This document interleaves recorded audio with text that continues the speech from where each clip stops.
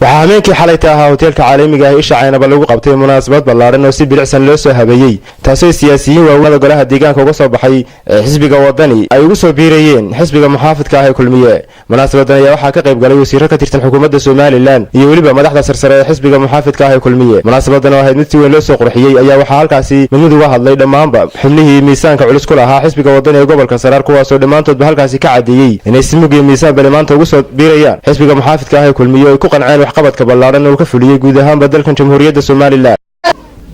halka waxa fara taageerada mugle xildhibaanadii ka soo baxay ku dhacay wadani way fadhiyaan kuwii ka soo baxayna mar haddaan ugu codnaa galay waxay soo biruumaysa insha Allah bay soo biruumaysa halka waxa ku cadeynayaa anigoo magacaygu yahay Khadar Ahmed Yusuf oo ku magac dheer xildhibaan Jeesto anigu waxaan ka soo baxay markii hore urur siyaasadeedka xisbiga rays waxaan ahaa xildhibaanka ugu codka badnaa waxaan ku dhiirnay taageerayaashayda markii aan arkay xisbiga wadani inuu noqday bilaabin iibinaysa Soomaaliland ayaa go'aansaday aniga taageerayaashayda inaan ku dhiirno xisbiga kulmiye iyo kuwayagii dhacay iyo dhammaanba garabadayada waxaanu dhammaanba anagu aan ku soo wareegnay oo si rasmi ah ugu soo wareegnay xisbiga kulmiye waxaan ahaa xafiiskii wadani waxaan doonayaa halkan kaliya inaan ka xaqiijiyo waxaan dadku ku eegnaa walaal way soo aftarantay ilaahay baa mahad iskale maqaamka sareeya iyo milgana xafladda iskale mudnaana wasiiradiyo dhammaan madaxda iskale kuruskiyo mudkiyo miilka dhadhan laga daya moosba biyo lagu xidhaa murtaa hadal laga dhaxlaa masalo shiikh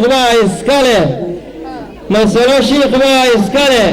taageerada muuqatana ilaa mugdi kuma jirtee midnimo kulmiya iskale soo dhaweynaa anigoo ah xildhibaan golaha deegaanka ah oo ahaa ururka wadani oo 4 sano ku qasayay wax allaale waxa lagu hayay ma jirin waxaanu iska celinay qolada kulmiye ma iska celinay jilbaa u dhaweynaa iska celiya waxaa sidoo kale munaasabadaasi ka hadlay mas'uuliyiinta xisbiga kulmiye gobolka Saraar maamulka gobolkan madaxda degmada Caynaba iyo xubno ka socday xisbiga muxaafidka ah ee kulmiye heer qaran heer gobol iyo heer gobolba kuwaasoo dhammaantoodba si mug iyo miisaan balus si isku mid ah u soo dhaweeyay mas'uuliyiinta maanta taageeradooda ku soo biiriyay xisbiga muxaafidka ah ee kulmiye taageerayaasha kulmiye ku soo biiray ee aan tirada lahayn ee xildhibaanada leh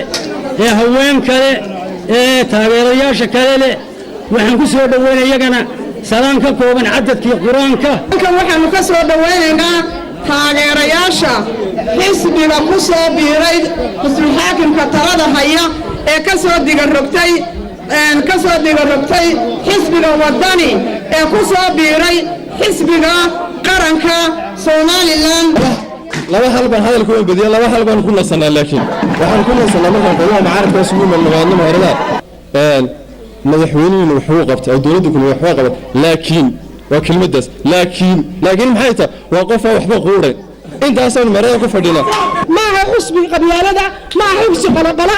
ma aha xusbi qofkii hore ugu jiray qofkii caawa soo galay waa sayn aniga iyo adigu caawa sayn baan nahay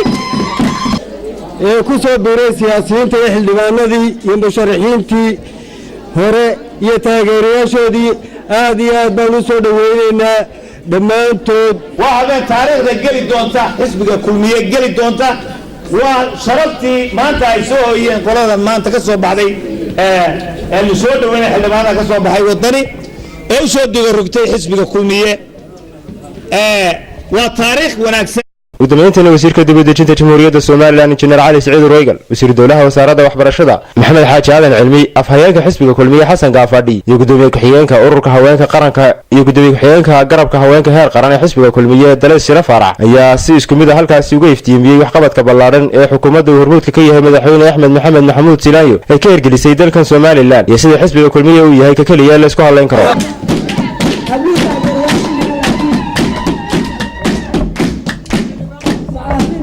taageerayaashina waan soo dhaweyn doonaa insha allah xisbiguna waa xisbigiinii gobolkaa ka shaqayn doontaana waa saraar aadna waan dii soo dhaweynaynaa anigu si kale i taabanaysayo waa gobolkii koowaad oo aanu dhashay rag badan oo xisbiga kulmiye iyo xukuumaddaba ka tirsanaa oo iyagu iskood isaga casilay ayaa ku biiray xisbiga waddani waxay raggaasi yidhaahdeen xisbiga waddani inaanaa soo doonan xil laakiin waxaanu nimi waxa weeye inaannu ridno xukuumadda iyo xisbiga kulmiye inaannu ridno inaguna xisbiga waddani dumin mayno waa xisbi aynu la tartamayno waa xisbi qaran waxaan u malaynayaa hogaamiyaha waa araggaha garanaysaan oo guulaha isdaba joogga ilaahay ku soo guuleeyey hadday tahay halgankii iyo hadday tahay xisbiga kulmiye aasaaskiisa iyo hadday tahay hanaqaadkiisa iyo hadday tahay xukuumadda halka ay iminka maranayso qarankeenna iyo hadday tahay halka uu tilmaamay oo ah muuse biixi inuu sii hogaamiyo intaba haddaa ku soo biirteen oo sidaa u aragteen oo noola aragteen aad baa u mahadsantihiin waan idinku soo dhawaynaynaa aad iyo aad baan u soo dhaweynayaa dhammaanba madaxdii iga horraysay hadashay baan la qabaa gacmo furan baan ku soo dhaweynaynaa madaxda iyo siyaasiyiinta ka soo digarogtay xisbiga waddani oo i soo digarogtay xisbiga kulmiye